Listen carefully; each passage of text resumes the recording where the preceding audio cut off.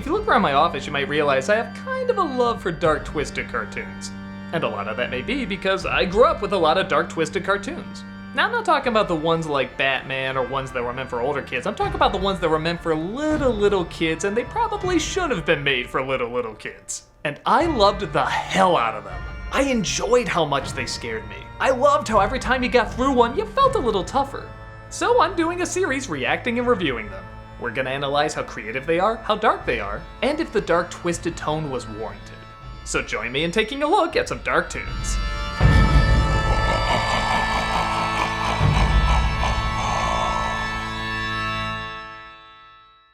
We're looking at a segment from my favorite animated film of all time, Fantasia.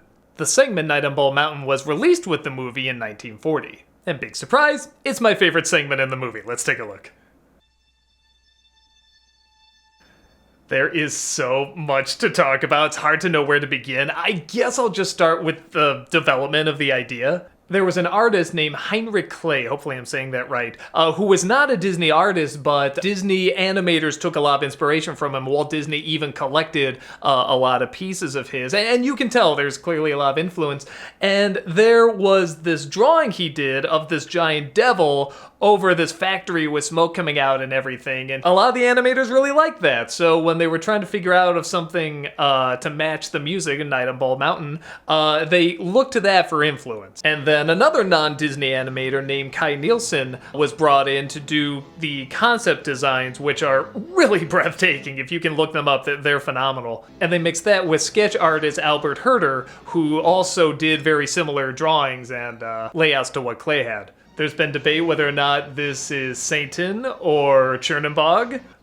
My answer is always yes. Technically, the name is Chernenbog. That is the demon, which means black god. But in the intro of this, they say it's Satan. Bald Mountain, according to tradition, is the gathering place of Satan and his followers. And I think the same way the people at the end singing Ave Maria, even though you don't see a church, you don't see a cross, you don't see any holy robes or anything like that, it's very obviously tied into that religious belief. I think the same thing here. You can say Chernenbog. I see Satan. I grew up with this being Satan. That's how he was introduced as well. So neither's right or wrong, really. A lot was done to give an otherworldly appearance to this outside of black lines around a character you usually see with Disney. And something they did, you also saw in Sleepy Hollow, there actually are no black lines around him. It's all shading, it's all lighting, it's all shadow. And the director of this, Wilfred Jackson, had worked on many other Disney films that had similar elements to that. Alice in Wonderland is mostly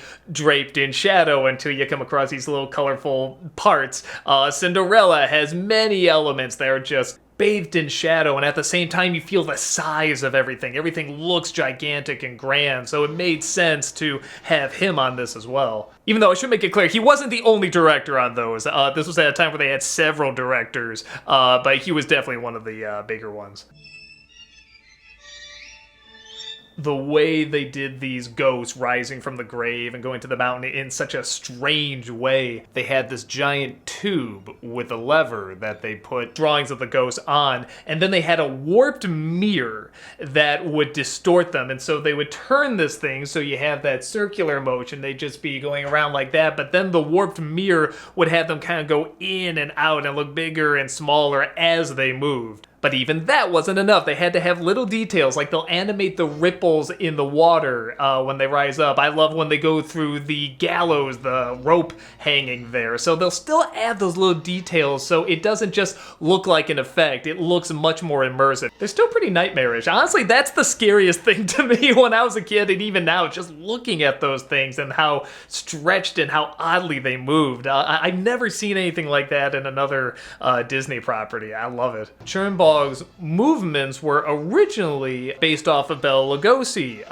Dracula's movements. In fact, they actually invited him into the studio and they had him do, all the grand movements and everything, but they weren't satisfied with it. So whenever the director would be like, no, do it like this, do it like that, finally the animator said, why don't you just do it? So the director took off his shirt, did these grand movements, and that's what they used for the movie. Although I I find it hard to believe they did not use Lugosi's hands, because such a big part of this is Chernbog's hands and how they move, and they move eerily similar to how Lugosi's hands move in Dracula. So even though I can't find anything that said they used his hand as a model, I'd be shocked if they didn't. At the very least for inspiration. The way they get this kind of see-through effect, this ghostly effect, is apparently through color pencil. To me, it looks a little bit more like charcoal, but they say color pencil is what they used. Seems like this is totally a personal preference, is why I kind of like hand-drawn a bit more than CG animation. CG, you create this beautiful model, wonderful model, super detailed, and you move it around like a puppet, where with hand-drawn, you have to create every single bit of movement. Every drawing is going to look a little different, have a slightly different texture, so literally every frame is trying to convince you it's alive. So for me, that feels like there's more life to it. But I'm not knocking CG animation at all. It does stuff that, you know, hand-drawn can't do and vice versa. So yeah, it's very much a personal preference. That town is so beautifully designed too. Don't you want to know the story of that town? It just has so much personality, and it's so skewed and twisted, and I mean, it's just, God, it's so good. Like, even the tiniest details just emote so much.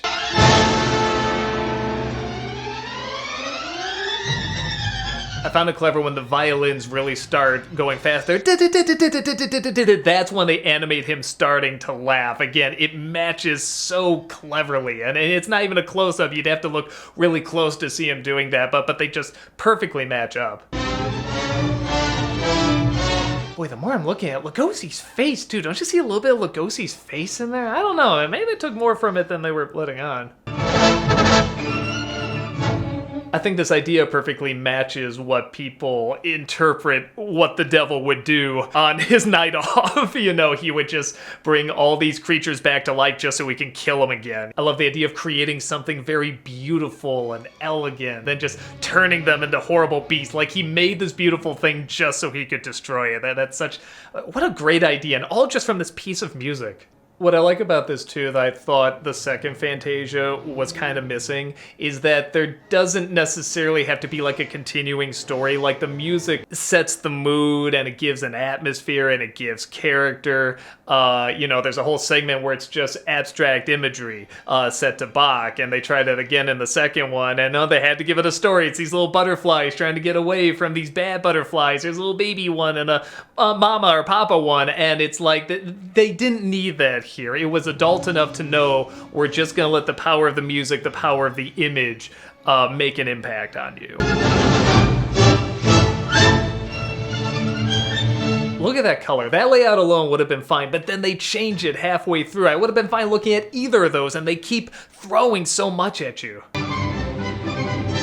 There's actually quite a bit of stuff you don't usually see in Disney here. That alone, I mean, I'd be shocked if that didn't inspire Hellfire with Esmeralda dancing in the fire. They straight up show what I don't even know if I can say without getting demonetized on YouTube. It's usually cut out when they play it in other Disney segments like Halloween specials and stuff like that, and I'm not entirely sure how they could show it back then or even now with still a G rating, but the only thing I can figure is that's done so quickly, maybe people missed it, or it's done in such an evil, demonic way that, you know, kids won't look at it in a sexy way. I don't know.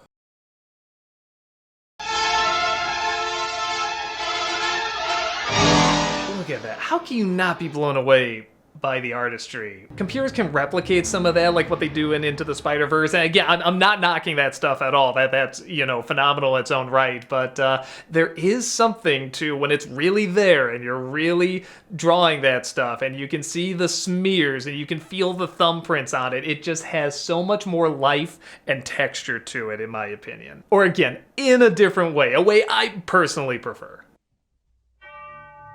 This is, of course, when the Ave Maria is about to begin, and I love this little look he gives here. The light keeps shining on him, and he doesn't like it, so at one point he gives a look like, bitch, you want some? And then he's put back in his place.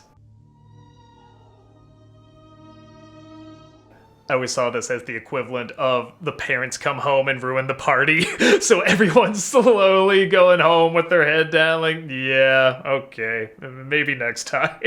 It's interesting that the spirits go more solid at this point when they're going back to the graves, because before there was that color pencil, you could see through them, but now I think it makes them look less powerful. They're not as creepy with the black lines around them. They look kind of softer and smoother and not as threatening.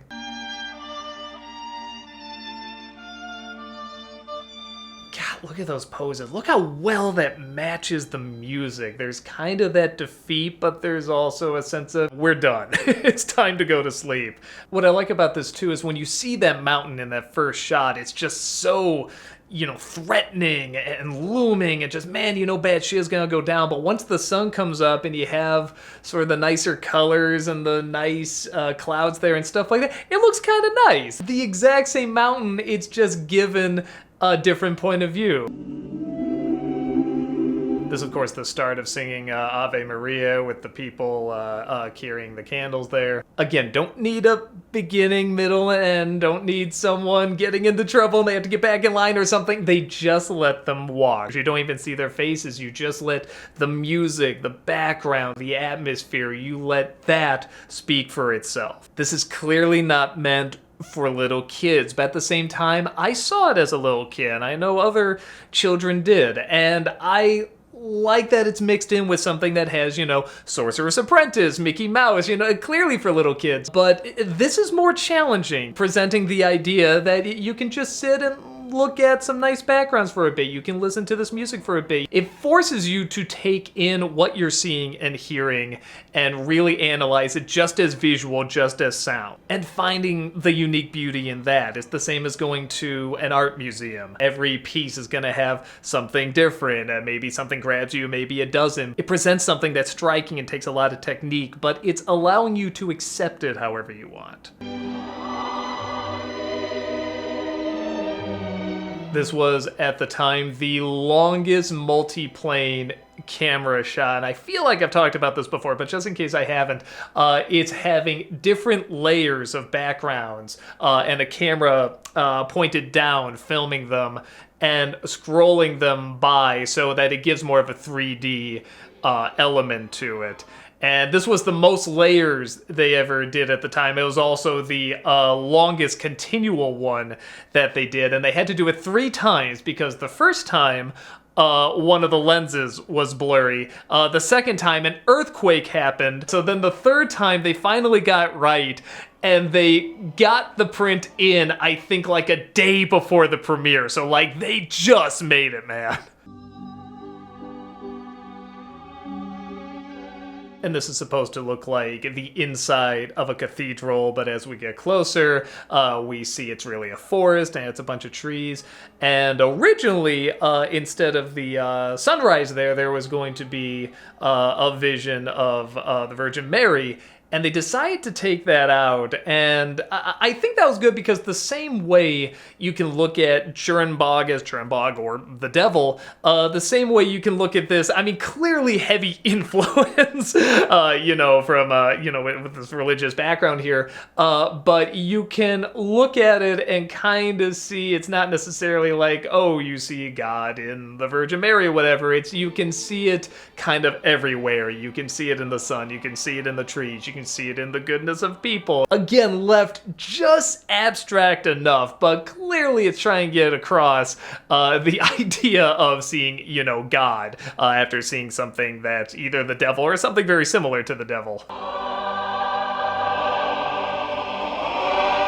This is something I saw on the big screen when I was a child, and I didn't know what to think of it. I didn't think it was bad, but this idea of just seeing something so slow and animation that didn't have goofy characters and a 3-act structure and a narrative and stuff like that really, really challenged me. And I'm glad I saw it at a young age. I'm glad I can compare and contrast that to seeing it now as an adult. It's a good thing for children to see, and they may not like it, which, is very understandable, but I think at the very least it should be allowed for them to see it and to interpret it however they interpret it, even if they don't like it. I don't think Disney really talked about religion as much with this, even though, again, they don't say much verbally, but they show so much. I mean, when's the last time you're going to hear something as religious as Ave Maria in something, with the exception of, maybe Hunchback? Top of my head, I think that's the last time I can think of that Disney animation really tackled anything that heavily religious. So this was kind of a daring thing to do, and it stood out back then. I think it still stands out now. That is Night on Bald Mountain and Ave Maria. It feels weird not showing them back to back because they just work so well together. I don't know, it's hard to even know what to say. I just love it so much. The artistry, obviously the music, the idea. I think even just the tones, I think with Night on Bald Mountain, I mean, there's just so much going on, and there's constant movement, and there's these evil creatures, and then with the Ave Maria, it is just so slow, and so takes its time, and has such beauty in it. Every time I see it, it takes my breath away. I think it's just phenomenal. It's honestly one of those things where it kind of just speaks for itself, how good it is. So, what did you guys think? Did you grow up with this? Did you see it years later? Did you see it in only a segment? Because I originally saw it on one of these Disney Halloween specials, and then when I finally saw the movie Fantasia on the big screen, I was kind of shocked to find, oh, there's more. I didn't know that. And of course, I mean, it's just it's missing half of the puzzle there, in my opinion. I mean, I feel like you really need that ending to just accept even more how powerful that is, Night on Bald Mountain. But even on its own, like I said, I saw it on its own and loved it. Absolutely. Did you grow up with it? Did you find it scary? I never found it scary, but I loved it. I just loved how dark it was and how I didn't usually see stuff like that, in kids programming. And what did you think of the Ave Maria afterwards? Were you boring? And, we skipped that part, or did it actually really move you, or did you get sucked into it, whether you're religious or not? So let me know your thoughts, man. I'd love to hear what you have to say. Hey everyone, if there's any particular cartoon you want me to look at as being very dark or twisted, leave it in the comments below. Again, I'm not really looking for movie scenes or cartoons meant for teenagers or older. I'm talking about ones meant for little kids, but still scare the shit out of you. Whether it's an old cartoon or a new cartoon, let me know what you want me to look at.